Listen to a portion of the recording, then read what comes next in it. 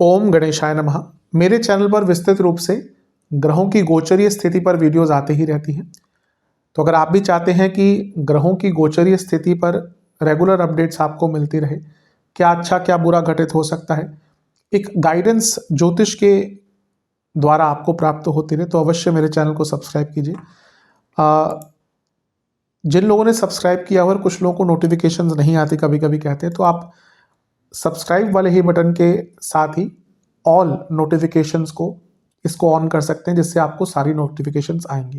तो यदि आप भी चाहते हैं कि रेगुलरली अपडेट्स मिलते रहे और रेगुलर ग्रहों की गोचर स्थिति की जानकारी मिलती रहे, उसका प्रभाव क्या होगा पता चलते रहे, तो अवश्य मेरे चैनल को सब्सक्राइब करें और नोटिफिकेशंस को भी ऑन करें।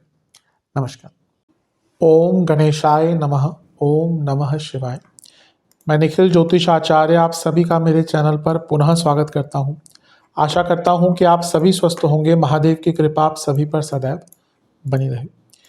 ये वीडियो मिथुन यानी कि जेमिनाई के लिए बहुत विशेष है, क्योंकि वीडियो है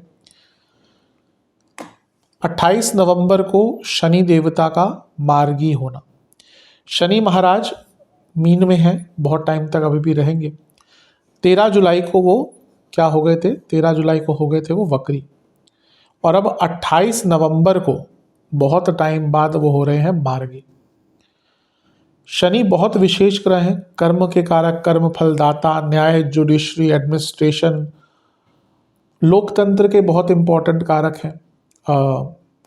बड़े स्तर पर जो चीज़ें होती हैं, कभी भी देख लीजिए, बड़े स्तर पर अगर हम मंडेन ज्योतिष की बात करें तो बड़े स्तर पर दुर्घटनाएं, बड़े स्तर पर प्राकृतिक आपदाएं, बड़े स्तर पर सरकारी चीज़ें, जहाँ पे लोकतंत्र आ गया पिक्चर में, वहाँ पे शनि है। और व्यक्तिगत जीवन की बात करें तो आप कितने ऑर्गेनाइज्ड हैं, कितने मेहनती हैं, कितना टाइम मैनेजमेंट है आपका, बहुत चीज़ें शनि के अधीन है। इसीलिए जिस व्यक्ति का शनि बहुत अच्छा नहीं होता ना, वो बहुत डिसऑर्गेनाइज्ड होता है। और यदि किसी व्यक्ति का, देखिए ज्योतिष जो सीखना भी चाहते हैं ना, कभी कभी आप व्यक्ति को ऑब्जर्व कीजिए, उसकी आदतें कैसी हैं, पता चल जाएगा किस व्यक्ति का कौन सा ग्रह सबसे स्ट्रांग है। आप किसी व्यक्ति को देखते हैं कि बहुत ऑर्गेनाइज्ड है, यानी कि शनि बहुत अच्छा है उनका। तो उसी प्रकार से शनि बहुत महत्वपूर्ण है, लेकिन जब वो वक्री हो गए थे तो चीज़ों को बिगाड़ते हैं, चीज़ों को डिले करते हैं। अब वो मार्गी हो रहे हैं तो कई चीज़ों पर उनका अच्छा इम्पैक्ट आएगा, नो डाउट, तो उनकी चर्चा करेंगे। लेकिन एक और ग्रह है जो यहाँ पे, जब शनि वक्री हुए तो उससे कुछ दिनों पहले मार्गी हुए होंगे शनि 28 को, तो उससे कुछ दिन पहले वक्री हो गए थे बृहस्पति, और वो वापस मिथुन में 5 दिसंबर को गिर जाएंगे। तो एक ऐसा भाव है आपका सप्तम भाव, जहाँ पर बृहस्पति और शनि दोनों की दृष्टि होगी, जिसमें से बृहस्पति वक्रावस्था में होंगे, तो थोड़ा कुछ चीज़ों को लेकर आपको केयरफुल भी रहना पड़ सकता है। तो इन्हीं चीज़ों की विवेचना करेंगे, पहला पॉजिटिव्स, फिर कुछ एक्स्ट्रा केयरफुल चीज़ें, और फिर उपाय। लग्न राशि या चंद्र राशि मिथुन है, दोनों ही देख सकते हैं, जहाँ से सूट रिलेट ज़्यादा करता है वहाँ से देखिए। व्यक्तिगत तौर पे मेरा मानना है लग्न से देखेंगे तो अच्छा, इनकेस नहीं बताया तो चंद्र राशि से भी इसको देख सकते हैं। शुरू करते हैं पॉजिटिव्स के साथ। सर्वप्रथम तो शनि आपके भाग्येश हैं, भाग्य स्थान के स्वामी हैं, तो उनका मार्गी होना भाग्य को बढ़ाएगा। आपने देखा होगा कई जगह पे पिछले कुछ 4-5 महीनों में भाग्य तो एकदम बिल्कुल साथ आपका दे ही नहीं रहा होगा। ये वो समय, और भाग्य बहुत इंपॉर्टेंट होता है। जो नहीं मानता इस चीज़ को, वो शायद एक अलग ही दुनिया में रह रहे हैं। भाग्य नहीं होता तो देखिए ना, कितने लोग बहुत ज्ञान वाले होके भी बहुत ज़्यादा स्किलफुल होके भी वो सफलता नहीं प्राप्त करते। लेकिन कुछ लोग होते हैं, उनके पास भाग्य का साथ होता है, तो भले ही वो बहुत टैलेंटेड नहीं होते, किसी भी इंडस्ट्री में उठा के देख लीजिए, हर जगह आपको ऐसे एग्जाम्पल मिल जाएंगे। मे बी वो व्यक्ति उतना टैलेंटेड नहीं है। हमारे देश में जो सबसे बड़े एक्टर्स हैं, maybe they are not the best actors in the industry, but भाग्य ने साथ दिया। क्रिकेटर्स की बात कर लीजिए, मे बी जो खेल रहे हैं इंटरनेशनल टीम में, शायद वो सबसे बेस्ट नहीं है, आप उठा के देख लीजिए, लेकिन भाग्य है। तो वैसे ही जब भाग्य रुक जाता है तो काम अटकते हैं, लेकिन अच्छी चीज़ है, भाग्य साथ देगा, सफलता मिलेगी। अगला पॉइंट अष्टमेश है। अष्टमेश का मार्गी होना, वो तो जीवन में एकदम अस्थिरता ले आता है, वक्री होना स्थिरता ले आता है। तो 13 जुलाई को वक्री हो गए थे, तो आपके जीवन में बहुत अस्थिरता आई होगी, तो अस्थिरता दूर होगी। अगर आपकी जॉब रिसेंटली गई थी जुलाई में या सितंबर अक्टूबर में, तो जॉब पुनः मिलने का योग बन जाता है। अष्टमेश है, आपकी साधनाओं में भी कमी आ रही होगी। जो लोग साधना करते हैं, कभी कभी ऐसा अनुभव होता है कि हम उतनी साधना नहीं कर पाते। आप किसी भी देवी देवता का कोई जाप करते हैं, कोई साधना, कुछ अनुष्ठान करते हैं रेगुलरली, ये वो टाइम आपने अनुभव किया होगा कि उतना मन नहीं लग रहा होगा या रुकावटें आ जाती हैं। उसके पीछे ग्रहों का बहुत डायरेक्ट इम्पैक्ट होता है। तो साधनाएं पूरी होंगी, और जो आप चीज़ें इंप्लीमेंट नहीं कर पा रहे थे, अष्टम भाव का वक्री होना, वो भी कर्म भाव में बैठना, यानी कि आप जो चीज़ें इंप्लीमेंट नहीं कर पा रहे थे ना, वो कार्य अब आप इंप्लीमेंट कर पाएंगे। अगला पॉइंट, वो आपके नवम भाव के स्वामी हैं, 10वें घर में बैठे हैं, कर्म धर्माधिपति योग बना ही रहे हैं, तो रुके काम बनेंगे। आपके कई कार्य अभी अटके पड़े होंगे, पेंडिंग होंगे, होने वाले होंगे लेकिन पेंडिंग होंगे। तो जैसे ही शनि मार्गी होंगे, पेंडिंग काम पूर्ण होंगे। नवम भाव के स्वामी हैं, तो जो बॉसेस से संबंध बिगड़ गए थे वो भी ठीक होंगे। और पिताजी की सेहत भी अगर खराब चल रही थी, तो पिताजी की सेहत पर भी एक अच्छा इम्पैक्ट आपको देखने को मिलेगा। ये भी बहुत श्रेष्ठ है। अगला पॉइंट, आपके अष्टम भाव के स्वामी 10वें घर में है और वक्री चल रहे थे। हो सकता है आप में से कई लोग बहुत टाइम से जॉब चेंज करने का प्रयत्न कर रहे थे, पर नहीं हो पा रही होगी। अगर आप जॉब चेंज करने का प्रयत्न कर रहे थे, सबसे अच्छा टाइम यहीं से शुरू होता है। फोकस बढ़ेगा, प्रोडक्टिविटी बढ़ेगी, क्योंकि अष्टमेश 10वें घर में होते हैं तो थोड़ी अस्थिरता ओवरऑल आती ही है, लेकिन जब वो वक्री हो जाते हैं तो बहुत इंटेंसिफाई हो जाती है। तो अब क्या होगा, फोकस बढ़ेगा, प्रोडक्टिविटी बढ़ेगी, कंसिस्टेंसी बढ़ेगी। और जब ये सारी चीज़ें बढ़ती हैं तो क्या होता है, सफलता ही मिलती है। अगला पॉइंट, 10वें घर में है। अच्छा, शनि अगर 10वें घर में या लग्न में वक्री हो जाते हैं ना, तो एक ऐसा व्यक्ति भी ना जो आलसी नहीं होता, वो आलसी बन जाता है। आपने भी कभी अनुभव किया होगा कि एक व्यक्ति वैसे तो बहुत कर्मठ है, बहुत ऑर्गेनाइज, कभी कभी वो थोड़ा सा अचानक से ना आलसी बन जाता है। वहाँ पे शनिदेव का ही प्रभाव आता है। तो जो आलस्य आपके अंदर आ रहा था ना, वो दूर होगा। फालतू के जो डिलेज हो रहे थे आपके कर्मों में, वो दूर होंगे, और आप बहुत सीरियस हो जाएंगे। हो सकता है आपकी सीरियसनेस भी वर्क एरिया में या पूरे जीवन में थोड़ी कम हो गई हो, तो वो सीरियसनेस भी वापस आएगी। अगला पॉइंट, उनकी एक दृष्टि है 12वें भाव पर। कोई विदेश के आपके यात्राएं रुके हुए थे, वीज़ा का काम रखा हुआ था, वो कार्य आपके पूर्ण होंगे, कुछ खर्चों में भी कमी आएगी। उनकी एक दृष्टि, अगला पॉइंट ये है कि चौथे घर पर है, तो इमोशनली थोड़ा सा स्ट्रांग करेंगे।